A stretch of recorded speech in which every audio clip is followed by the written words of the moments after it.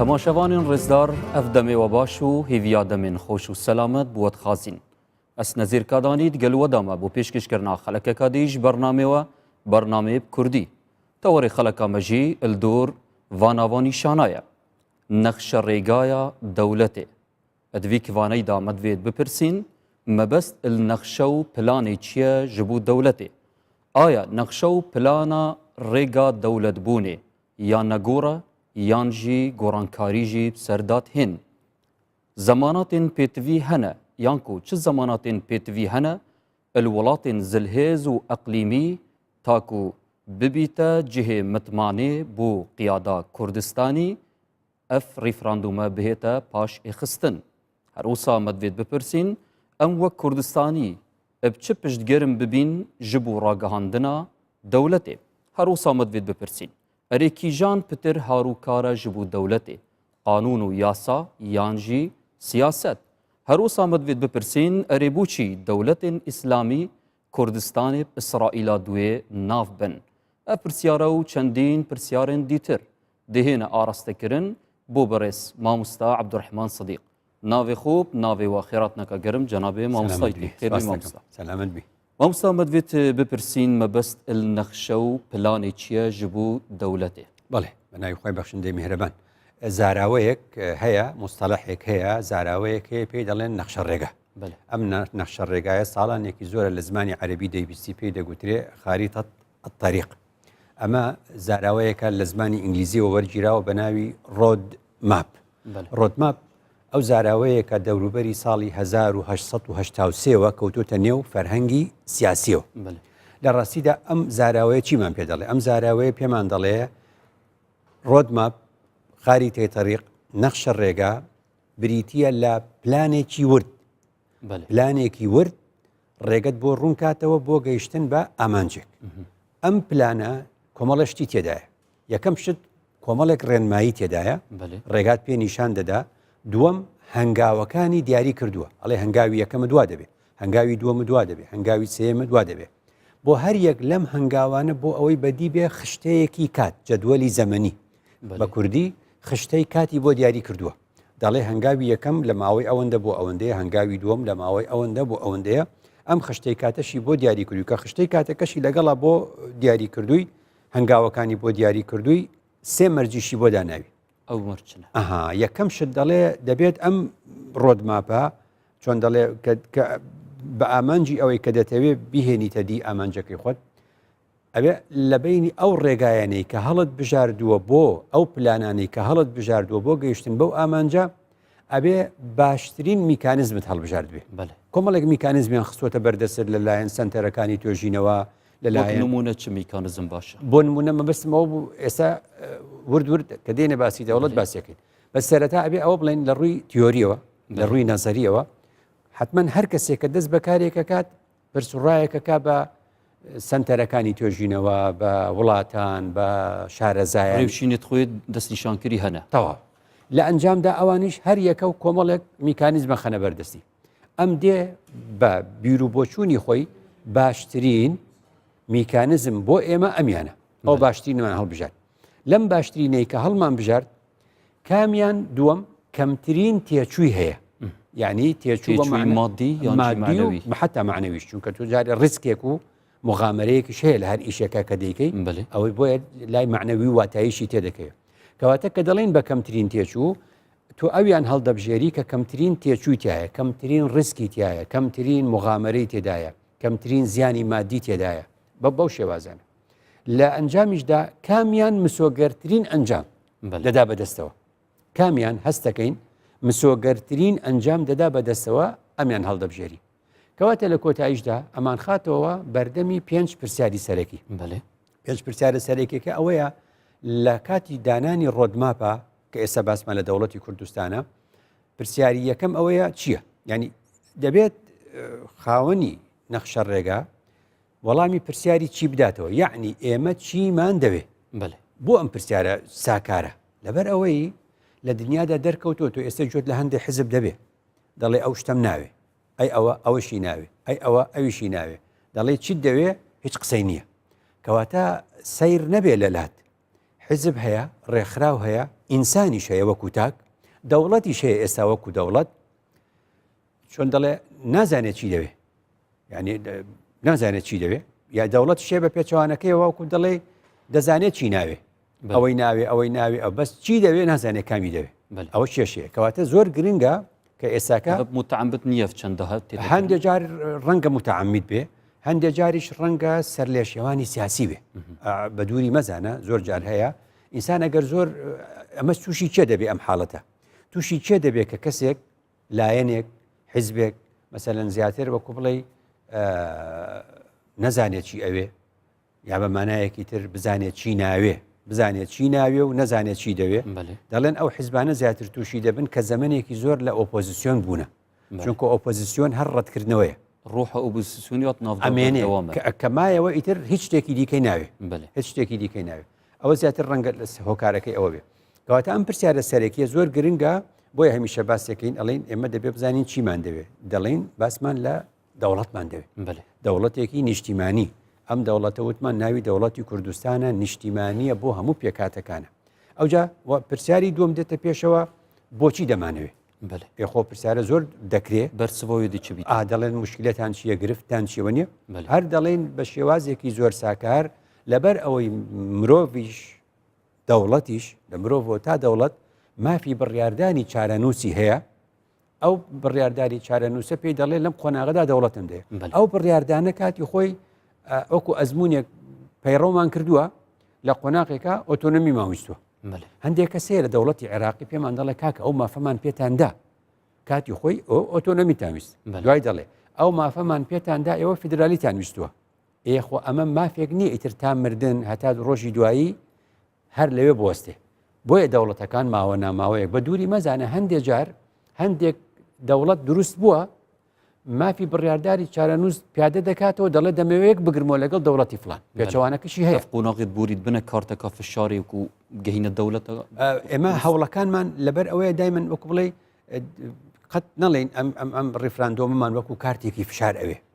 ئەوە بۆچی باش نییە لەبەر ئەوەی واتە سەورەکرێت کە تەنها کارتی فشار بێ لە ڕاستیدا کۆمەڵگەی کوردەواری بە درێژایی هەزاران بڵم سەدان ساڵ لەمە بەریش هەموو کوردێک حەزی لە سربەخۆیە حەزی لە دەوڵەتی سربەخۆیە کەواتە ئەو کاتیش زانیمان ئێمە بۆچی ئەمەمان دەوێ لەم قۆناغەدا حتا ئەگە بڕوانیتە 4 دەی 1992 ئەو ڕۆژەی پەرلەمانی کوردستان لە 4 دەی 1992 توێتی ئێمە بڕیارماندا لە چوارچێوەی ئەم عێراقەدا بە فیدرالی بژین نووسراوە بۆ ئەم قۆناغەی لەگەڵێتی لەناو بڕیارەکەی پەرلەمان لە 4 دەی 92 بۆ ئەم قۆناغەی ئێستای قەباتی ڕزگاری خوازیگەلی کوردستان یعنی قەیدە بۆ ئەم قۆناغە لە قۆناغێکی تر ڕەنگە زیاترمان بێ ئەو قۆناغەیە کە لە دوای 92ەوە تا ئێستاکە ئەومان دەوێت باسدا قۆناغی بەرەو دەوڵەتمان دەوێت ئەو جا کەی ئەوە تا ئێمە دەڵێن 25 نۆ ئەم بڕیارە دەدەین کەواتە ئەویش دیاری کراوە لە نەخشە ڕێگاکەی ئەویش گرنگە لە نەخشە ڕێگاکە ماوەتۆ لە نەخشە ڕێگاکەدا کە بۆ جەماوەر و ئێمە دیار نییە دەبێت دوای 25 نۆ چ دەکەین دەبێت بۆ خاوەنی بڕیار دیار بێ دوای 25 نۆ چ دەکە اینجا دەبێت لەکوێ ئەمەمان نەگوتۆ کوردستانی گەورە و چوارپارچەی کوردستان لەم بەشەی کوردستان کە پێی دەگوترێت لە ڕووی یاسایی کوردستانی عێراق لە ڕووی جوگرافیش کە پێی دەگوترێت باشووری کوردستان لە حاڵەتێکی دیکەدا چۆن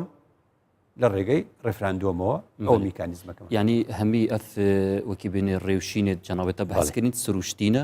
و مافەکی ئاساوی یاساییە بۆ گەلەی کورد مامۆستا دەوێتن ئەف نەخشە ڕێگا ئەم نەهار سەر تاخفین نەخشە ڕێگاکە نەگۆڕە یانجی ممکنە بهێتە گۆڕین کتێبێک هەیە بە ناوی بردۆزی چۆن دەڵێ فەوزا بڵێم هەروە بێت نەظەریەت الفەوضە کاتی خۆی جێمز چالیک نووسیوێتەوە دەڵێ ئەو کەسێک کە نەخشە ڕێگا دادەنێ ئەگەداری دووشت بێ نەخشە ڕێگا ئەڵێ مەرج نییە وادا بنەی نەگۆڕە چونکە لە هەر قۆناغێک شتێکی جیاواز دێتە پێشت دەبێت پلانی بیت هەبێ بۆ نەخشە ڕێگاکە لە هەندێک قۆناغی استراتیجیش هەمان حاڵەت ڕاستە لە هەندی حاڵەتدا شت دەگۆڕێ بە دەستی تۆ نییە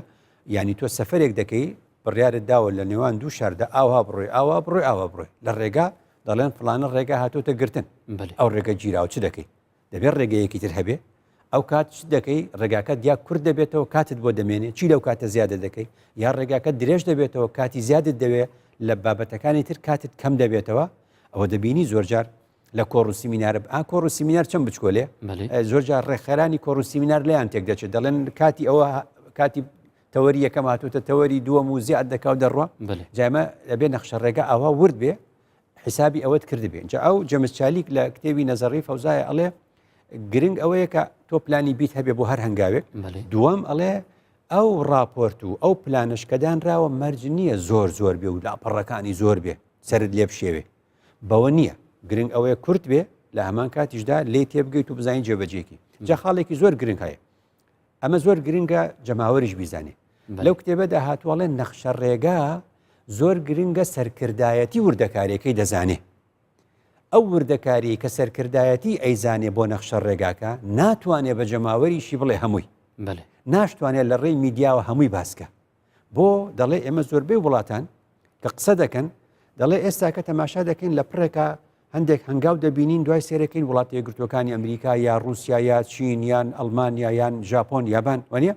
دەبینین هەنگاو بە هەنگاو دەڕۆ ئێمە ئەگەمە لە هەنگاوەکان نییە بەس چونکە ئەو نەخشە ڕێگای هەیە ئێمە ئەنجامەکەی دەبینین لە پڕێکا دەبینین ئەمریکا لە کۆریای باکوورە بۆ نمونە بەس ئاگامان لە نەخشە ڕێگاکە نییە لەبەرەوە ئەمریکا نەخشە ڕێگاکە پیشانی عالم نادا ئەمەیە زۆر جاجەماوەری ئێمە گلەییەکە لە سەرکردایەتەکەی ئەڵێ کاکە وردەکاری نەخشە ڕێگاکەم پێ نیشاندە تۆ بزانم 25 مانگ ئەگە وتم بەڵێ دوای چیەکەی نابێ بیڵێ بەس مافێوانیەوێ چەندێ بێژن لە هەندێک شتا دەگوترێ استراتیژی و لە هەندێک شتا پێ دەگوترێت تەکتیک و لە هەندێک پلان کە دایدەنێ هیچ وڵاتێک لە پلان استراتیژیەکەی خۆی هەمووی بە میدیا ناڵێ لەسەردا بۆ چونکە نەڕوونیە و نەغۆمۆزیە مامۆستا کارتیکردنی ناکەتە سەر دەروونێ هاوڵاتی نا تۆ وەک پێم گوتی ینی ئێساکە ئەگەر بڕوانیتە نەخشە ڕێگای هەر وڵاتێک بۆچی نەخشە ڕێگای هەر وڵاتێک دەبینی تۆ ئەنجامەکەی دەبینی ڕۆژانە هەستت نەکردو ئەو هەنگاوانە بەرەو ئەو ئەنجامە ئەڕوە ئەو دەزانێت بۆ چۆ دەڕوە بەس ئێمە نەمانزانیوە ئێمە نەمانزانیوە ئەو هەنگاوانە نەمانداوەتە دەمیەکەوە ئەگەر من لەسەر تەلەڤیزیۆن هەموو وردەکارێکی بڵێم ئێستا با بڵم بڕیار لای منە ئەگە گوتم 25 مانگوا دەکەم فلانە وڵات بە دزیە و بە منی گوتووە پشتان دەگرم فلانە وڵاتیش گوتوێتی من دووەم جار ئێعترافتان پێکەم من هەموو پلانەکەم ئاشکرا کرد ئێخۆ تۆ دۆستی منی خۆ قسەکەی من لەسەر تەلەڤیزیۆن هەر بۆ دۆست نییە بۆ نەیاریشە ئێکاوتە پلانی وا چۆن سەرەگرێ لەبەرەوە مەبەستم چی بوو جەمس چالیک دەڵێ پلان ئەبێ بە وردی دابنرێ ئەبێ نسبەتێکیشی احتیفازی پێ بکرێ و هەڵبگیرێ بۆ کەواتە هەر سیاسەتێکە تەمامی هات ئاشکراکردن ئەو نەسیاست ڕاستە ڕاست مامۆستا دەبێت بزانین زۆر جار سەرکرداتیا کورد بەحسی زەماناتاش دەوڵەتێن زەلهێز و ئەقلیمیت کرد بێژیتن ئەگەر هەنگوو زەمانات هەبن ئەم ویدەمی دێ ئاخفتنی لەسەر پاشی خستنێکین تو بینێ و چ زەماناتن گرنگن کە ئەف وڵاتە بوومە بکەن زەمانەت ئەوەیە کا وەکو چۆن دەڵێ پێت دەڵێ 25 باش نییە تۆش دەڵێ ئەیکەی باش ئەو پرسیارێکی تەواوە ڕاستە ئەو ئەگەر گوتی فلانە ڕۆژ بۆ تۆ باشە دەڵێن ئەومان بنووسین بۆ بنووسە تاوەکو پابند بێ ئەو عێراقە پێوەی زەمانەتێکمان بدەرێت جارێکی دیکە لە ڕۆژێکی دیکە لەو بەروارە ئێمە ئەو کارە ئەنجام دەدەین ئەو دەڵێن نە ئەوە تاجیل کە و منیش هیچ بە تۆ ناڵێم چ بکەین ناتوانانی ئەوە بکەیت بەێت دەست خوش مامۆستا مەدەوێت بپرسین مامۆستا چ تشت پشتگەرم ببین ji bo ragihandina dewletê yan ku çi tiştekî em pişta xwe pêgerin bike ji bo vê pêngava giring ئەوانەی کە لە بواری یاسا دەزان و شارەزای بواری یاسان و لێیان دەپرسین ئەڵێن ئەرە دەوڵەت چۆن دروست دەکرێت بە پێی یاسای نێودەوڵەتی پێمان دەڵێن یەکەم خاڵ ئەوەیە ئەو دەوڵەتە داگیر کرابێ لەلایەن داگیرکارێکی دەرەکی ئەو جا لە ئەنجامە کە داگیر کرابێت و ئەم گەلە داوای سربەخۆی خۆی لە داگیرکار دەکات ئەو کاتە ڕزگاری دەبێ ئەڵێن وەکو چی دەڵێ وەکو بەریتانیا وەکو فەرەنسا وەکو ئیتالیا ئەم وڵاتانەیان داگیر کردن بژین وەک کوردستانیژی دەڵێن کوردستان ئەو کات بەشێک بۆ لە عێراق بەریتانیا عێراقی داگیر کردووە لە 1932 لە سێیدە عێراق ڕۆژی ئیستیقلالێتی سێیدەی 1932 بەریتانیا دەڵێن من عێراقم داگیر کردووە کوردستانیش بەشێکە لە عێراق من سربەخۆیم دا بە عێراق نەک کوردستان دەوڵەتێک بوو بێ من داگیرم کردبێ لەبەر ئەوە ئێمە ناتوانین ئێستا ناتوانین ئەوە بەکاربێنین یعنی ئێمە کۆلۆنی یعنی مستعمەرە ئێمە بە تەنیا وەکو کوردستان مستعمەرەیەکی بەریتانی نەبووینە کوردستانی هێناوە بەشێکە لە عێراقی وای لێ کردووە خۆزگا بەشێک نەبووایە بە تەنیا مستعمەرە بووایە ئەو مافەمان دەبوو یاساناسان وا دەڵێن یاسانەسانی بواری دەستوری وا دەڵێن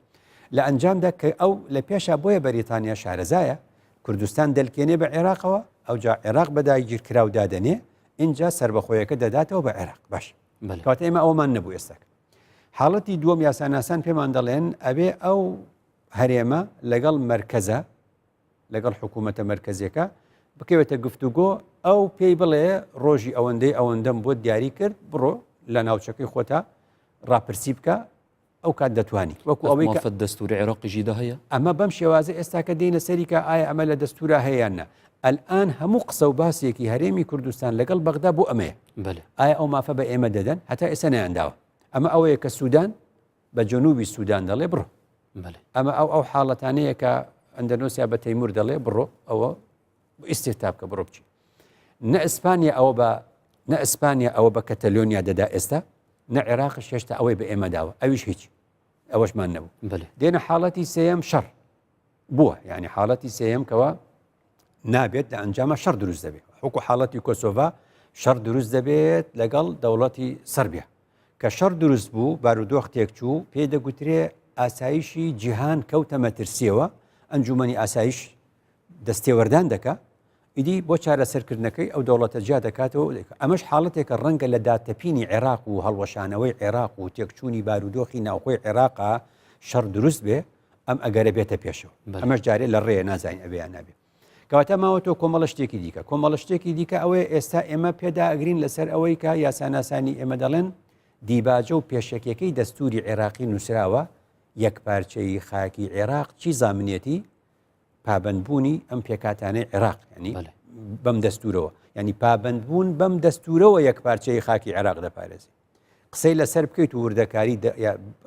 چۆنەڵێ شارەزایانی بواری دەستور بڵێن عێراق پابند نەبووە بەم دەستورەوە ئەو کات دەتوانی ئەمە مەدخەلێکە بیکەیتەوە ئەوان وا دەڵێن من قسەی ئەوان دەکەمەوە قسەیەکی دیکە هەیە دەڵێن ئەو ڕۆژەی کە بەریتانیا سربەخۆیدا بە عێراق لە 1932 16 خاڵ زەمانەتی لەم عێراقە وەرگرتووە نووسراوە ئەوە ڕاستە 16 خاڵ زەمانەتی لەم عێراقە وەرگرتووە کە من سربەخۆیم دابەتەوە بەو مەرجەی تەوقیع بکەیت و واژۆ بکەیت لەسەر ئەم 16 خاڵە ئەو 16 خاڵە مەسەرەن لە خاڵی یەکەما دەڵێت لە ئێستا و لە داهاتوودا داهاتوو مەفتوحە تۆ ئەبێ مافی پێکاتەکان و کەمایەتەکانی خۆت بپارێزی دەبێت زمانیان پارێزراو بێت دەبێت مەسەرەن خوێندنیان پارێزراو بێ دەبێت جینۆساید و بۆمانەی من ئێڵم ئەوەنە یعنی نێنە قڕکردن نێنە لە ناوبردن نابێ مافەکانیان پێشێل بکرێ تەنانەت ئەوەشی تیادا نووسراوە کەرکووک مووسڵ هەولێر لە ساڵی 1932 سلێمانی چکە دوهۆک ئەو کات نەبووە وشەی دوهۆک نەهاتووە ئایا باسی مووسڵ هاتووە دەڵێ ئەبێ مۆزەفەکانی ئەو منتیقانە بە زمانی ئەو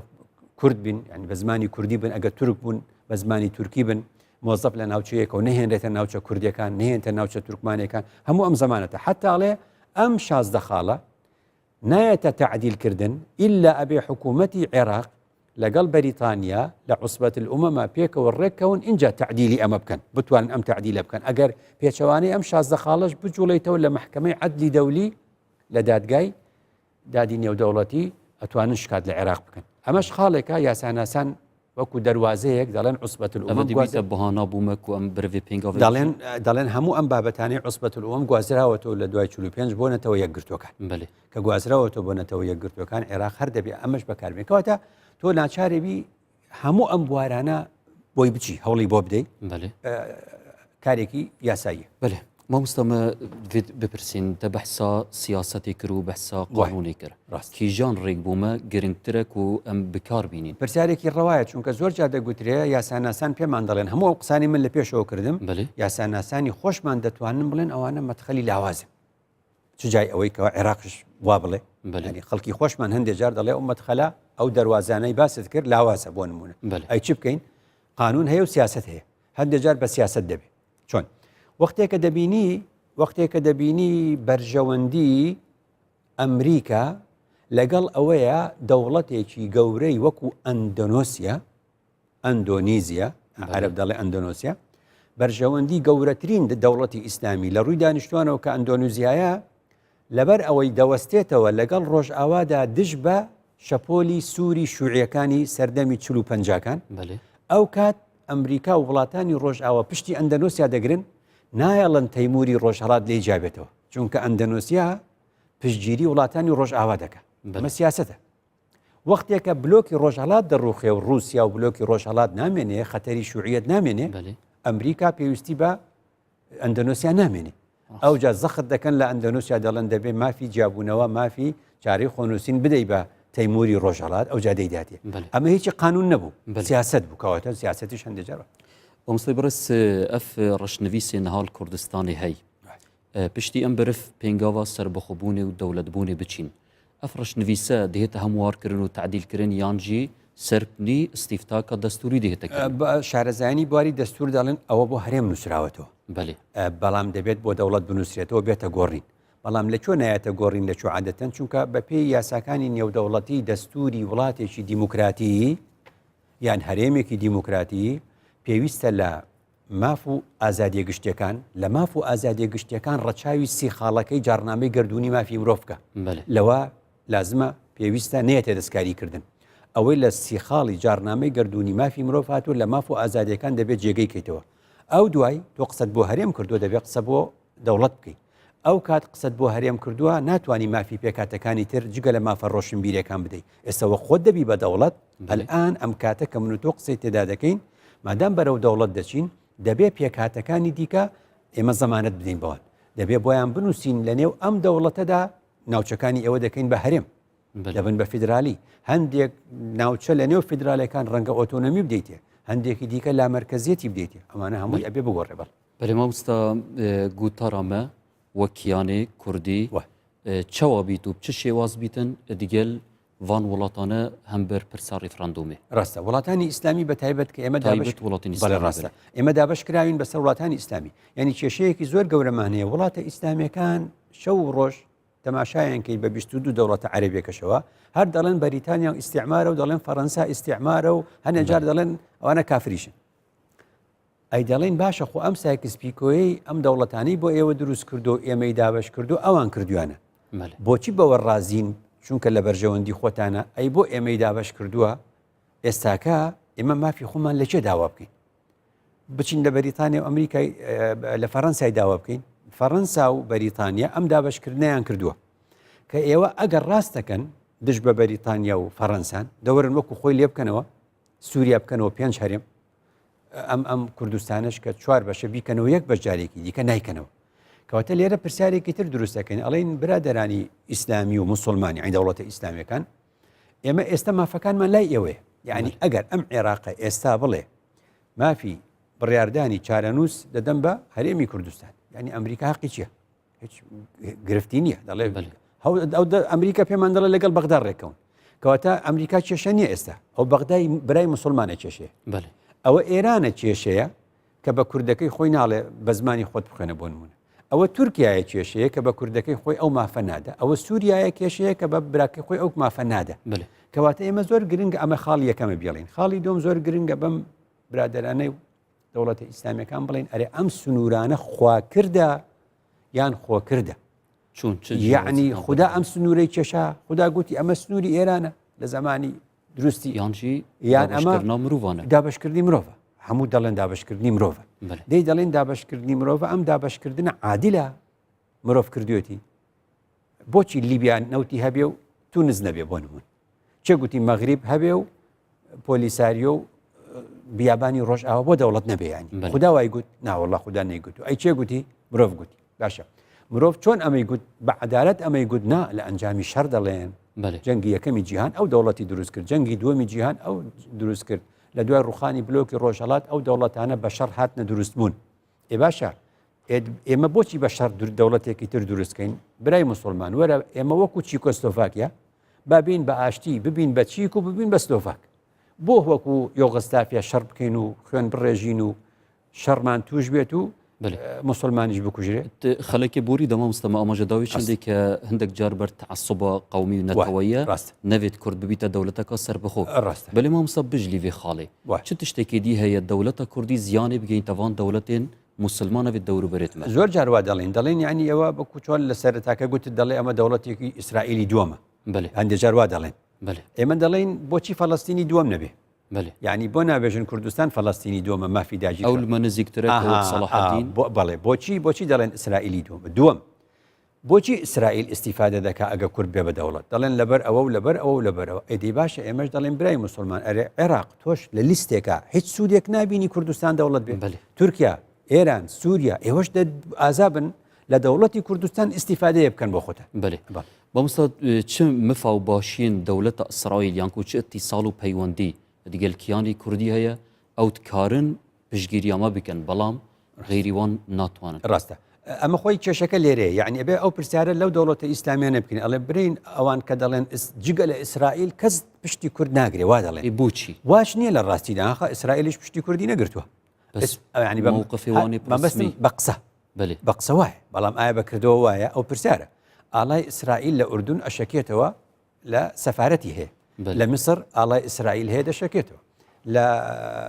قەتەر پەیوەندی ئابوووریان هەیە وانە کەس بۆ ئەمانە قسە ناکە ئێمە هیچ کێشەیەکمان نییە لە کۆڵن مثلەن تۆ ئاڵای کوردستان هەڵەکەی چەنگەجێکش ئاڵای ئیسرائیل هەردەکە ئەمە هەڵوێستێکی بڵێن چەند تاکە کەسیە یان تەسریحێکی ئیسرائیلی هەیە ئەڵێ باشە ئێمە دەڵێن ئەمە کێشەی ئێمە نییە خۆ ئێمە پێمان نەگوتەوە بڵێ ئێمە دەڵێن برای مسلمان تۆش وەرە بڵێ لەم دەوڵەتی کوردستانە کە دروست دەبێت منیش با ئیسیفادەیە بکەم بۆ ئەو لەو دوورە ئیسیفادەی بۆ خۆی دۆزیوە تۆ جیرانی منی لە ڕۆژهڵات تۆ لە باکوور تۆ لە باشوور تۆ لە ڕۆژ ئاوا ئێوە چوار دەوڵەتن لە دەوری من ئەرێ ئێوەش ئیسیفادە بکەن ئێوە ناڵێن کوردستان دەریای نییە ئێ باشە من ئەو کات دەبێت بە تورکیا و بە ئێران و بە عێراق و بە سووریا بە یەکێکان تێپەڕم ئەوەش مفاو سوود و فایدە نییە بۆ ئێوە پارە نادەم ینی بەبستم ئەوەیە نایەنەوێت کورد دەوڵەتی هەبێ برا مسلمانەکانمان برا دەوڵەتە ئیسلامیەکانمان نایەنەوێت کورد دەوڵەت ئەم سەدەمێ ناوبڕێکی هاتە ناوبڕێکی وەرگن و زەرفلای جەنابێتە بینەرن ڕزدار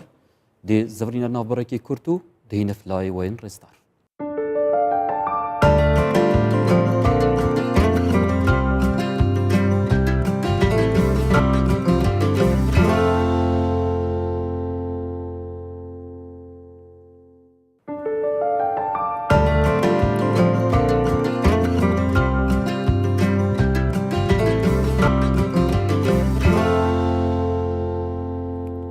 تەماشەوانان دووبارە سەڵاف بەدوێت بپرسین چەوە ئەدیگەل دەوڵەتێن زلهێز گفتوگو بهێتەکردن دەربارەی دەوڵەتە کوردی مامۆستا بەحسی دەوڵەتێن ئیسلامی کرد و دەوڵەتێن ناوچەی مەکرد مەدوێت بزانین مە چ گوتنەک و چ گوتارە گەلوانجی هەبیتە ڕاستە سەرەتارە و بەشە تەواو بکەم کە دەوڵەتانی مەسەلەن مسلمان و ئیسلامی کێشیان لەوەدایە کە بابەتەکانی ئاین ئەهێنن لە بواری چۆنەڵێ سیاسیدا خراپ بەکاری دێن یعنی ئێمە ئێستا دەستورێکمان نییە لە ڕابیەکەت کێری دەستورێکمان نیە بەناوی دەستوری عێراق لە دەستورەکە نەنووسراوە عێراق ئیتیحادیە نەنووسراوە فیدرالیە ئەو خۆ دەستور نووسیوەتی هەموو بە ئێمە دەڵێن پابند بن بەو دەستورە وەختی ئێمە دەڵێن پابندین بەو دەستورە وانە ئەو دەستورە دەڵێ عێراق فیدرالیە بەڵام ئێمە شێخێکمان بۆ پەیدا دەبێ وەکو جەواد خاڵسی لە باشووری عێراق فتوا دەدا دەڵێ کورد مستحق نییە فیدرالیشی هەبێ هەیدی باشەوە دەستورەکە هەڵوەشە وانە تورکیا لەو دوورە بە ئێمە دەڵێ کاکە بە پێی دەستوری عێراق ئیشکەن دەستوری عێراقی دەنگی لەسەر دراوە بە پێی ئەوە ئیشکەن تورکیا بەهر بە ئێمە دەڵێ حکوومەت شیمال العێراق قەت تورکیا ناڵێ حکوومەت کوردستان العێراق تۆ ناڵی بە دەستور لەو دەستورە نووسراوە ئەم دەوڵەت عملیە نیهاتیە تەقسیم کرد وانە نە دەستورەکە ناوی بە ئێمە داوە دەستورەکە بە ئێمەی گوتووە ئەقلیم کوردستان العێراق تورکیا بە ئێمە دەڵێ بە دەستور کار بکەن بەڵام خۆی ئەڵێ حکوومەتی باکووری عێراق ئەدێ ئەو خۆت ینی ئەو وڵاتی کە پێمان دەڵێ کار بەو دەستورە بکەن خۆی کار بە دەستورەکە ناکە لە قسەکردنەوە بە ئێمە دەڵێ مەسەلەن مەهدی سومەیدیعی خۆی کردەوە بە موفتی عێراق فتوا دەدا دەڵێ ئەگەر بێت و ئەوە ڕێفراندۆم بکرێ عێراق تووشی ئاژاوە دەبێ و تووشی فتنە دەبێ و ئێبا ئەوە ڕەبتی چێ بەوە تۆ ینی اینجا مەدحی حەشدی شعبی دەکا لەگەڵ فتواکەیە ینی مەبەستم چی بوو ئەم حاڵەتە اینجا بۆیە لە عینی وەختە لەم ناوچەیە دەڵێن دەوڵەتێک با دروست بێ ناوی دەوڵەتی فەڵەستینە دەوڵەتێکی فەڵەستین چونکە عەرەبیە دەڵێن با دەوڵەتێک زیاد بێ بەڵام مامۆست ئەم کورد بخۆشی پشتگیریەوەی دەوڵەتێت بکەین بەزانم سوبەل دەفنە مەبەستم چی بوو مەبەستم ئەوە بوو یعنی هەمیشە کە بۆ کورد دەوڵەتێک دروست کرێ ئەم دەوڵەتانە ئەوە پێچەوانەی دەوەستنەوە بەڵام تۆ وەکو گوتت پشتگیریش دەکەی با فەڵەستینیش دەوڵەت بێ تۆ بڵێ با فەڵەستین دەوڵەت بێ ئەو هەر ناڵێ با کوردستان دەوڵەت ئەو مشکلەکەی بەڵام دەوڵەتی زلهێز گەورەکانی دنیا زۆر گرنگە ئەوە سیاسەکان دەزانن ئەبێ لیستێکیان بۆ حازرکەی بەو سوودانی کە کوردستان دەیبێ چکە ئەنجومەنی ئاسایشی نێودەوڵەتی بۆچی دروستە بێ بۆچی نەتەوە یەکگرتوەکان دروستە بێ دوای جەنگی دووەمی جیهانی و بۆچی ئەنجومەنی ئاسایشی نێودەوڵەتی لە سەرەوە دروست دەبێ و پازدە دەوڵەتی تێدایە و دەیدێتە گۆڕین و پێنجی هەمیشەیە و ڤیتۆیان هەیە خاڵی یەکەم پاراستنی ئەمن و ئاسایشی جیهانە. ئەم هەرێمی کوردستانە بەم شێوازە بمێنێتەوە لە چوارچێوەی ئەم عێراقەدا ئەمن و ئاسایشی ئەم ناوچەیە نایەتە پاراستن. بوونی دەوڵەتێکی کوردستانی ئەبێتە مای ئەوەی کە ئەمن و ئاسایش بپارێزی. ئیتەوە کۆمەڵە بابەتە. بەس مەبەستم چی بوو؟ مەبەستم ئەوە بوو زەرهێزانی دنیا زۆر گرنگە بیریان بخەینەوە کە خۆیان باپیرانی خۆیان ساڵانێکی زۆرە شایەدیان داوە خەڵکی ئەم کوردستانە کە پێی دەڵێن کوردستانی عێراق لە ڕووی دەستوری، لە ڕووی جوگرافی پێی دەڵێن کوردستان و باشووری کوردستان، لە ڕووی جوگرافیش بە مستەڵەحی زاراوی قەدیم پێی دەڵێن کوردستانی جەنوبی. لە چالاکیەکی ڕۆشنبیری قونسوڵخانەی ئەمریکا لە هەولێر بەشدار بووم، ئەمەم بۆیان برد. ئەمەم بۆیان برد بابەت بخوێنمەوە. ئەمەم برد بۆیان گوتم ئەمە ساڵی 1929 نووسراوە لە هەشتی حوتی 1929 ئەمە ڕۆژنامەی ژیان ژمارە 108 ڕۆژنامەی ژیان ژمارە 184 لە بەرواری حوتی هەشتی 1929 نووسراوە. چی دەڵێ ڕۆژنامەی ژیان؟ دەڵێ دکتۆر ستاوت هەیە. دکتۆر ستاوت مدیری مەکتەبەکانی ئەمریکایە لە بەغدا. ساڵی پار لە ئۆگستۆسدا، یعنی لە ئابی، ئێمە ئێستا لە ئابین، لە ئابی 1928 لەگەڵ مسز ستاوت لەگەڵ خێزانی خۆیدا بۆ سیاحەت و تەماشاکردنی وەزعیەتی کوردستان تەشریفیان هێنا بوو سلێمانی. بە قونسوڵخانەی ئەمریکا وت بە برادەرەوتم ئەمە دکتۆر ستاوتە خۆی و خێزانی لە مانجی ئابا لە ساڵی 1928 هاتون بۆ سلێمانی کە هاتون بۆ سلێمانی و بەم ناوچەی کوردستانە لەوە بە کوردستاندا گەڕاون لە ڕۆژنامەکانی ئەمریکا بڵاویان کردوێتەوە. ڕۆژنامەی ژیانیش لە ڕۆژنامە ئەمریکەکانی وەرگرتوێتەوە کردوێتی بە کوردی لە ژمارەی 184 ڕۆژنامەی ژیان بەشێکی بڵاو کردوێتەوە، لە ژمارەی 185 بەشێکی بڵاو کردوێتەوە، لە ژمارەی 186 بەشێکی بڵاو کردوێتەوە. کورتەکەی ئەمە قسەی دکتۆر ستاوتە کە یەکێکە لە باپیرانی ئێوە. ئەوم بە قونسوڵخانەی ئەمریکا گوت. اینجا ڕۆژنامەی ژیان چ دەڵێ ئەم مەقالەیە لە مەجموعەیەکی ئەمریکادا نەشر کراوە لەبەر ئەوەی سەراپا بەحسی ئەخلاق و جبلیەتی کوردەکان دەکات، ئەخلاقیان ویستمان بە تەرجەمەکراوی نەشری بکەین. مستەر ستاوت دەڵێ لەگەڵ مسز ستاوتدا لەگەڵ خێزانی خۆیدا بۆ مانگێک چوینە کوردستانی جەنوبی کە مەرکەزی حیاتی سیاسی و قەومی کوردەکانە. ئەهالی ئەم ناوە، ئەهالی ئەم سلێمانی و کوردستانی جەنوبی ئێمەیان زۆر بە گەرمی ئیستیقبال کرد. ئەمە بە زمانی ئەو سەردەمە داوایان لە ئێمە کرد مەکتەبیان بۆ بکەینەوە، ئیبرازی معاونەتیش بکەین، یعنی یارمەتیدانیان بۆ پیشان بدەین. لە ژمارە 185 ئەمە کورتەکەیەتی لە ژمارە 185 11 حوتی 1929 ئەمجا دکتۆر ستاوت چیاڵە لەو بەشە دەڵێ لە کوردستانی جەنوبی لە سلێمانی بۆ هەرچۆیەک ئەچوین لە هەر جێگایەکدا ئەنیشتین ئەوەی کە پێمان ئەگوترا و بەرجۆمان ئەکەوت ئەم قسانە بوون. وەرن بە هاوارمانەوە ئەمریکا بێت و معاونەتمان بکە، مەکتەبمان بۆ بکەنەوە، احتیاجاتمان بە ئێوە زۆرە، محتاجی یارمەتی ئێوەین. اینجا دەڵێت لە ئەسنای عەودەتمانە لە کاتی گەڕانەوەماندا و بۆمە گەنجەکان هەندێجان ئەسنای عەودەت نازان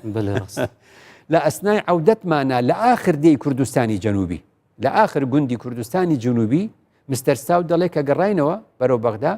لەو گوندە لە ئاخر گوندی کوردستانی جەنوبی هاوارێکم بەرجۆکەوت کە هەتا بمێنم لە بیرم ناچێتەوە. ئەڵێ وەختێک کە زانرا ئۆتۆمبیلەکەی ئێمە گەیشتووە، خەڵکی گوندەکە زانیان ئۆتۆمبیلەکەمان هاتووە، چۆخای دەیەکە بە هەڵە داوان یعنی بەڕاکردن سەرکەوتە سەر شاخەکە. چۆخای دەیەکە چیە مامۆستا؟ یعنی عومدەی ئەو دێیە مختاری ئەو دێیە ئەو بەو شێوازە بە دەنگێکی تەنگە نەفەس، چونکە بەڕاکردن چۆ سەر چیاکە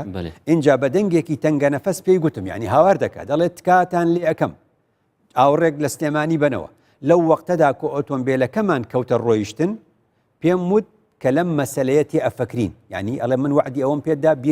بیرەکەینەوە بۆتان. لە ئاخریا جۆم لێ بوو بانجی ئەکرد، هێشتا ئەو هەر چۆخا لەسەر گردەکە لەسەر چیاکار هاواری دەکرد، دەیگوت ڕجا ئەەکەم لە فکرتان نەچێ، معاونەتمان بکەن یارمەتیماندا. ئەمەم هەموو بە قونسوڵخانە مەبەستە دوێرە دەچوو با تەواویکەم. دەڵێت دکتۆر ستاوت دەڵێ اینجا دکتۆر ستاوت لە مەقالەکە چ دەڵێ کوردەکان قەومێکن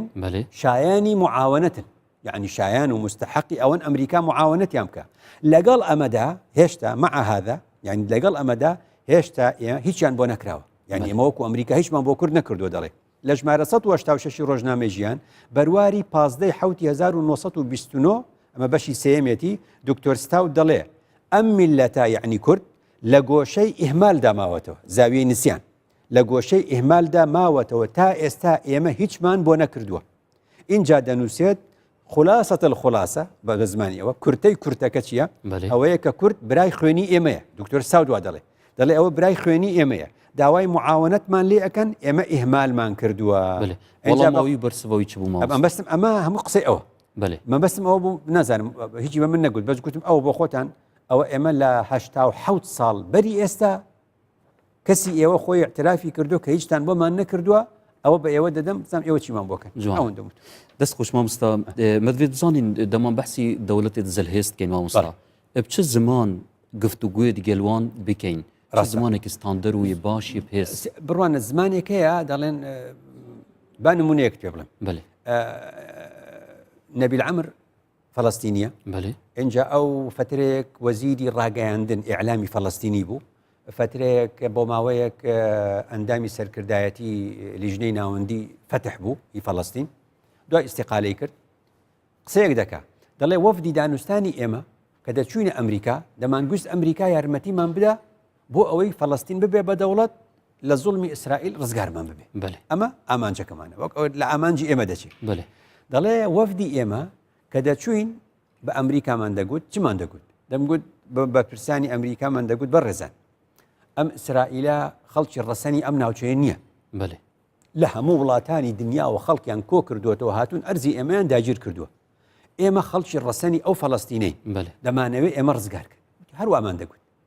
دوای ئەمریکیەک بەزەیی پێمان هاتەوە ئەمریکیەک هات بە ئێمەی گوتی برا دەرینە ئەزانی ئێوە بەم قسەیەتان هاتوون ئەمریکا معاونەتان بکەوتمان بەڵێ وتی ئێوە جۆن بە ئەمریکا دەدەن ڕاست ئیهانەکردنە تەقریبا وتمان چۆن گوتی ئەمریکا خۆی ئاوا دروست بووە خەڵک لە ئەنحای عالەمەوە هاتووە بۆ ئێرە و ئەمە لە جێگەی هەندێ سوورەکان ئێوە ئێستا وەختێک کە دەڵێن ئیسرائیلەکان لە ئەنحای دنیاوە هاتوون و هاتوونەتە ئەم ناوچەیە و قاچی ئێمەیان داگیر کردووە و ئێمە ڕەسەنین و ئەوە ئێوە بڵێ قسە بە ئەمریکا دەڵێن داوای یارمەتی وا نابێ بگۆڕن قسەیەکی دیکە بکەن باسی مافی مرۆڤ بکەن باسی پێکەوەژیان بکەن باسی ئەوە بکەن کە مافی چاری خۆنووسینتان هەیە جەمە بەستم چەند وردەکاریە جاری وایە خۆت ینی ئەمە وردەکاریە کە کابێ سیاسەکانمان زمانی زلهێزەکانش بزانن زمانی سیاست مەدارێمەت ئاستێکی پێتویدا ڤیگاوێ دیتناتە بەدڵنیایی تاڕادەیەکی زۆر بڵێ ئێمە ساڵانێکی زۆرە سیاسەکانمان لەوارە ئیشەکە دەست خۆش مامۆستا مەدوێت بپرسین ئەرێ بۆچی فتوایên سیاسی هەری زۆر ئەتهێنەدان دەربارەی دەوڵەتە کوردی لەبەر یەک خاڵی زۆر سەرەکی بڕوانە ئێستا فتوای سیاسی دەدرا دەیانگوت با بۆستنە دەوڵەت بێ حەزیان دەکرد چونکە گوتم لە ئەوروپا جا دەبێتەوە فتوایان دەدا دەیانگوت کۆسۆڤا دەوڵەت بێ چونکە لە سربیا جا دەبێتەوە هەتا گوتم هەندێک جار فتوا دەدەن زۆر جار دەڵێن پارتی کرێکارانی کوردستان مافی خۆیەتی بۆ چونکە لەگەڵ تورکیا شەڕێتی عەرەبیش حەزی لە تورک نییە هەندێک جار دەڵێن مەسەلەن منزام شعب گەلی موسڵمان مەزلومە مەسەلەن دەڵێن باسی موسڵمانانی میانمار دەکەن یعنی منظمەی تعاونی ئیسلامی منظمەی هاوکاری ڕێکخراوی هاوکاری ئیسلامی بەیاننامە دەردەکات باسی میانمار دەکا کەوا موسڵمانەکانی ئەو ناوچەیە دەچەوسێنەوە باسی کورد ناکات کەوا تووشی چەوسانە بووە سوپاسی هەموو دەوڵەتە عەرەبیەکان دەکات سوپاسی ئوردون دەکات سوپاسی تورکیا دەکات دەڵێ ئێوە ئاوارەکانی سووریاتان لەخۆ گرتووە سوپاسی کوردستان ناکە 1,800,000 ئاوارەی هەمی ئەوە کە کیانێکی بسەر بخۆنیە مەبەستم ئەوەیە کە عەرەب هەر لەگەڵ ئێمە ئەو مشکلی هەیە وڵاتانی ئیسلامی ئەو کێشیان لەگەڵ ئێمە چونکە ئەم بەشەی عێراق ئەم بەشە کوردستان لەناو عێراقدا چونکە پێیان وایە عێراق وڵاتێکی عەرەبیە کە دەیەوێت کوردستان ببێ بە دەوڵەت ئەلێرە پێیان ناخۆشە ڕەهەندە نەتەوایەتی و شۆڤێنەکە دەجوڵێ بزانە عەرەبەکان ئەگەر بڵێ دەوڵەتێک دەیەوێت بڵێ کورد دەیەوێت لە تورکیا جایبێتەوە پێیان خۆشە بڵێ کورد دەیەوێت لە ئێران جایبێتەوە پێیان خۆشە بڵێ کورد دەیەوێت لە سووریا و عێراق نەڵن عەرەبە ئەگەر لێ یعنی ئەم بابەتانە ئەنجا دەچن فتوای سیاسی بۆ دێن دەست خۆش مامۆستا پرسەکە دیە گرنگ هەیە کە ئەم وەک کوردستانی ئەتنافخۆوە خودا چ بکەین هەمبەر دوور ئیخستن العێراقی دوورکەفتن العێراقی بەڵێ ئەوە خاڵێکی زۆر سەرەکیە ئەبێ ئەو دەستەواژەیە ڕاستکەینەوە ئێمە بۆ لکێنراوین بە عێراقەوە بۆچی دەڵێن بەریتانەکان لە سەردەمی خۆیدا گوتیان عێراق بەم پێکاتەی کە سونە و شیعەیە نابێ بە دەوڵەتێک قابل بێ بۆ حیات بتوانێت بژی لەبەرەوە بۆ ئەوەی تەعادولێکی سونە و شیعە دروستکەین کوردەکانە خێنە سەر عێراق کوردەکان و سونەکان پێکەوە تا ڕادەیەک 40/60 یعنی ئەتوانن وەکو یەک ئەوە بن کاتە بەریتانیا لە ڕووی وتمان جاری پێشوش لە ڕووی عەدەدی و ژمارەیەوە ئێمەی خستۆتە سەر ئەو عێراقا بەو شێوازە جگە لە مەسەلەی نەوت و دۆزینەوەی نەوت و بابە گورگوڕ و ئەو بابەتانە لە ڕەهەندێکی دیکەشەوە گوتم بریمەر نووسیوەتی لە یادداشتەکانیشی نووسیوەتی دەڵێ ئەگەر کوردستان سەر بە عێراق نەبێ کورد بەشێک نەبێ لەو عێراقا ئەو عێراقت دەبێتە دەوڵەتێکی دینی تیۆقراتی هاوسەنگی تێک دەچێت لە ڕووی چی لە ڕووی دیموکراسی و لە ڕووی فکری مەدەنیەتەوە دەڵێ بەس کوردەکان لە عێراق باسی مەدەنیەت دەکەن باشە هەتا گوتم لەم قۆناغی ڕابردوشدا بەڕێز موقتەدا سەدر گوتی ئازادی و دیموکراسی یعنی کورد لە عێراق جا بکەیتەوە ئازادی و دیموکراسی لە عێراق نامێنی کەواتە ئەمە قسەیەکە لە سەردەمی ڕژێمی شاوایان دەگوت لە سەردەمی ڕژێمدا دەیگوت هەولێر دەکەین بڕیارێکە بوو تۆ لەبیر نێ ڕەنگە بڕیارێکی ڕژێم هەبوو لە سەردەمی سەدامە دەیگوت هەولێر دەکەین بە عاسیمەی سەیفی ئەدایان گوت لە تەلەڤیزیۆن وای گوتی عاسیمەی سەیفی چیە گوتی لە هاوینە هەمومان دەچین هەموو حکوومەتی عێراق دەچین بۆ هەولێر ئەوە دەبێتە عاسیمە ینی ئێمە بە شتێک تێگەن دەستەواژەیەکەیە لە ڕووی سیاسیەوە پێی دەڵێن باخچەی پشتەوە باخچەی پشتەوە بە زمانی ئینگلیزی پێی دەگوترێت باکیارد ینی خانوویەکی جوان دروست دەکەی لە دیوی پشتەوەی حەدیقەیەکی تایە مەسبەحی تایە مەلەوانگەی تێدایە شۆنی گۆشت ئەو پێی دەڵێن باخچەی پشتەوە ئەم باخچەی پشتەوە ئێستا هەندێک دەوڵەت بەشێکی بۆ خۆی دانا و بەناوی باخچەی پشتەوە ئێستا بە ئیسپانیا بڵێ بۆ مافنادەی بە کەتەلۆنیا بێ بە دەوڵەت دەڵێن جاخۆ کەتەلۆنیا ئیسپانیای خۆش کردووە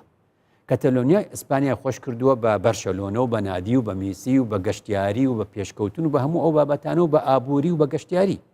کەواتە کەتەلۆنیای ئەوێ وەکو فاکتەرێکی جوانکاری ئەمانیش دەڵێن کوردستانمان ئەوێ وەکو فاکتەرێکی جوانکاری هەموویان لەوێ لە پەرلەمان دژی ئێمن مناڵەکانن هەموو لێرە ئەخوێنێ مناڵی هەموو مەسئولە عێراقیەکان لە کوردستان ئەخوێنن لە کوردستان ئەخوێنن ماڵێکیان لێرە گرتووە ماڵێکیان لێرە کڕیوە لەوێش بڕیارمان دژ دەرەکەن ئەو فەوجەی کە حیراسەتی ئەو پەرلەمانە ئەکا کووردە خۆیان وەکو سونە و شیعە ناتوانن فەوجێکدانن حیمایەتی پێ وەڵام بەدەستی من بۆ ئەم کوشاندەوە بەدەستی من بۆە ئەو فەوجە مەکشان و بابزانم ئەو پەرلەمانەی کە هەموو ڕۆژ یاسا دژی من دەرەکە لە عێراقدا ئەرێ بۆ فەوجی کوردی بیپارێزێ بە خۆیان بیپارێزێ ئەوە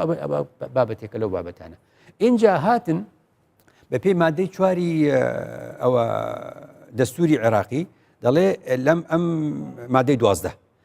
12 لە دەستوری عێراقی دەڵێ عێراق خاوەنی ئاڵای خۆیەتی و بە سرودێکی نیشتیمانیشی هەبێ هەتا ئێستا لەسەر سرودی نیشتیمان ڕێک نەکەوتون خەمم بوو هەندێک نووسینی بنار بۆ هەندێک پەرلەمانتاری کورد پەرلەمانتارە کوردەکانمان لە بەغدا دەیانگوت دەبێت لە مارشی عێراقیە ئەو سرودە نیشتیمانی کە بۆ عێراق دەئەنرێ دەبێت دێڕێکی بە کوردی تێدابێ چوبوون دێڕێکیان نووسیوە ئێستش ماوە دێڕەکە باشە هێشتا بڕیارەکە نەدراوە دێڕێکیان داناوە بە کوردی دەڵێ لە ئەخیر ئابێ بە کوردی بڵێ عێراق بە کوردستانەوە جوانە پێکەوە ژیان ئاواتی هەمووانە هەر ئاشێوەندە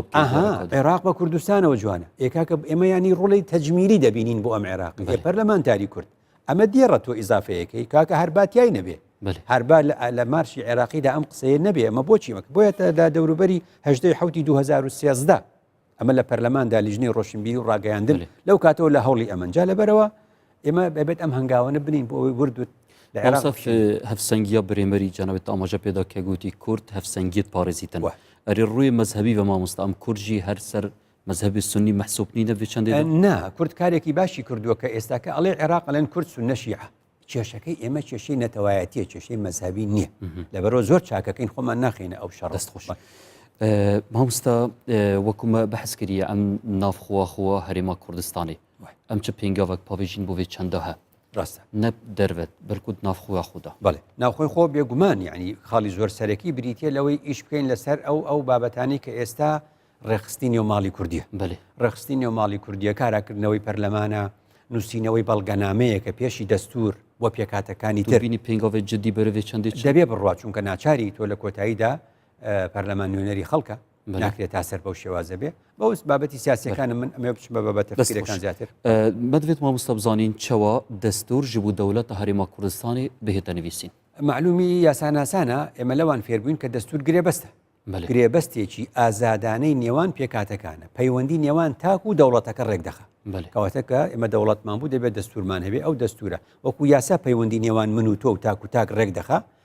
دەستوریش پەیوەندی نێوان تاکو و دەوڵەتەکان ڕێک دەخات هەموو تاکەکان لەگەڵ دەوڵەتە مافەکانی خۆیان دیاریەکەن ئەم دەستورە دەبێتە چی دەبێتە زەمینەیەک بۆ پێکەوە ژیانی لە یەکچۆکان یعنی کورد وەکو کورد سوودی لە دەبینێ بەڵام زەمینەیەکشە بۆ پێکەوە هەڵکردن و پێکەوە گونجاندنی جیاوازەکانیش دەبێت هەموو ئەو پێکاتانە ئەو هەشت ئاینەی کەوا دانت پێداناوە لە یاسای وەزارەتی ئەوقافدا ئەو پێکاتانەی کە دانت پێداناوە لە یاسای ژمارە 5 ساڵی 2015 پەرلەمانی کوردستان ئەو یاسایی زمان لە هەرێمی کوردستاندا ئەو 5 زمانەی کە دانت پێداناوە لە هەرێمی کوردستان فەرمی بن هەموو ئەم یاسا باشانەمان پێشتر حاضر کردووە هەموو ئەمانە بەیەکەوە بدەین لە یەک و کۆی کەینەوە زەمانەتێک بدەین بۆ پێکاتانە بۆ ئەوەی خۆیان لە جاتی ئەوەی ئێمە بنووسین ئەوە مافەکانتانە بە پێکهاتەی ئاینی و ئتنی و نەتەوەی نێو هەرێمی کوردستان دەڵین لەو دەوڵەتی ئێمە پێی دەڵین دەوڵەتی کوردستان ئێوە خۆتان بۆمان بنووسن چیتان دەوێت چیتان دەوێت ئێمە لەگەڵ ئەوە بین کە خۆتان بنووسن جا ئەم دەستورە ئەبێتە دایکی یاساکان ئەم دەستورە ئاشتی کۆمەڵایەتی دەپارێزێ ئەم دەستورە پەیوەندەکانمان لەگەڵ مامۆستا هەم بەر نویسینا دەستوری بوو هەرێما کوردستانی شەڕێک هەیە ئەو شەرژی ئەوە کە ئایا دەستور ئەلمانی بیت یان ئیسلامی بیت ڕاستە دەستور نیشتیمانی بێ ئەم زاراوەیە بە هەڵە هاتووە ئەمە مەسلەیەکی ئایدۆلۆژیە تووشی شەڕێکمانەکە ئێستا ئەگەر چاو لە ئەزمموی دنیا بکەین باسی ئیسرائیلت کرد ئیسرائیل دەوڵەتە لە 1948 لە مانگی 1948 ئیسرائیل دەوڵەتە دەزانی لە 48 هەتا ئێستا ئیسرائیل دەستوری نەنووسی مەفروضە و پێویستە دەستور بنووسێ دەستوری نەنووسی دەڵێ بۆچی دەستورم نەنووسی دەڵێ هەستم کرد لەبەر سێ سەبەب یەکەم ئێمە هێشتا هەندێک ناوچەمان هەیە کەوتوتە دەرەوەی ئەم ناوچەیە کە ئێمە پێی دەڵێن ئیسرائیل لەبەرەوە دەستورەکە جارێ نانووسین بە ئەو ناوچانەش بێنینەوە ئەو جا دەڵێ دوو دەڵێ ئەم حکوومەتەمان بۆ ئەوەی دەستی واڵا بێ و بتوانێت هەندێک کار بکە نەیبەستینەوە لە ئێستا بە دەستورێک با جارە دەستورمان نەبێ خەڵی سێم ئەوەیە کە تۆ گوتن دەڵێ هەندێک متەدەین و ئاینداری جومان هەیە پێی دەڵێن تەوراتی لەگەڵ عیلمانیەکان شەڕیانە ئەو دەڵێت تەورات بکە بە دەستور ئەو دەڵێن نە ئێمە دەبێت دەستورمان مەدەنی بێ بۆ ئەوەی ئەم شەڕە نەکەین جارێ با دەستورمان نەبێ بەڵێ مامۆستا لێرەدا ئەڤێن کە لایەنگرییا دەستوری ئیسلامی بکەن یا لایەنگرییا دەستوری ئەلمانی بکەن هەردوو وڵات بێژنێ دەستورێ ئەم پێشنیارد بکەین دەستورێکی نیشتیمانیە ڕاست تا چ جوداهیەک یعنی ئەوەیە کە دەستور بەتەنها بۆ کورد نانووسرێتەوە دەستور بەتەنیا بۆ مسلمانیش نانووسرێتەوە ئەگەر تەنها دەستور بۆ مسلمان بنووسرێ وانە بەڵام ناو ئیسلامیدا مافی هەمی کەسێکی نهاتیەدان لە ئیسلام قسەی ڕاستە بەس لای مسلمان ئەوەنێ مسلمان جودایە ئیسلام و مسلمان ئەیوە نییە ئەوەنێ مسلمان مافی ئەمەی خواردووە ئێستا لای ئیسلام مافەدرێ بە هەمونەتەوەیەک وای بڵێ ئەوە چوار دەوڵەتە مسلمانەکەنی مافی ئەمەی خواردووە کەواتە دەستورمان زۆر پێویستە بۆ ئەوەی کە مافەکانمان پارێزراوە بێت دەستوریش ئەبێت دەستورێکی نیشتیمانی بێ بۆ هەمووان دەستخۆش مامۆستا دەمێمێ بەرەف دوماهیەکی و پرسیارەت مەژی گرنگ مای نەبێت بپرسین چاوە مفای وەربگرین الهێزا سەربازی ji بۆ دووسیا سیاسی بڕوانە ئێمە هەر سەردەمێک کێشەیەکمانە بوو سەردەمێکە جینۆساید کراوین جینۆساید و ئەنفال بوو بە ناسنامەی گەلی کوردستان کیمیابارانی هەڵەبجا بە هەر شوێنێکی دنیا بڵێ یەکسەر بیرێکەوێتەوە دەزانێ ئەنفالکردنی بارزانەکان قۆناغێکی دیکە فەیلەکان پێشتر هەموو ئەمانە هەر قۆناغێک شتێک بۆ بە تایتل بۆ باسی کورد لەم شەڕی داعشە چی بووە بە ناسناو چی بووە بە نازناو چی بووە بە ناسنامە بۆ گەلی کوردستان وشەی پێشمەرگە پێشمەرگە و شەڕی پێشمەرگە لەگەڵ داعشدا و ئەمە بۆ ئێمە گەورەیە چونکە بۆ هەموو وڵاتانی زلهێز دەرکەوت سوپای عێراقی سەرپێچی دەکە حەشدی شعبی سەرپێچی دەکە داعش هەر بە هەمان شێوە وەحشیەتگەرایی دەکە دەرکەوت ئەوە پێشمەرگەیە مرۆڤ دۆستە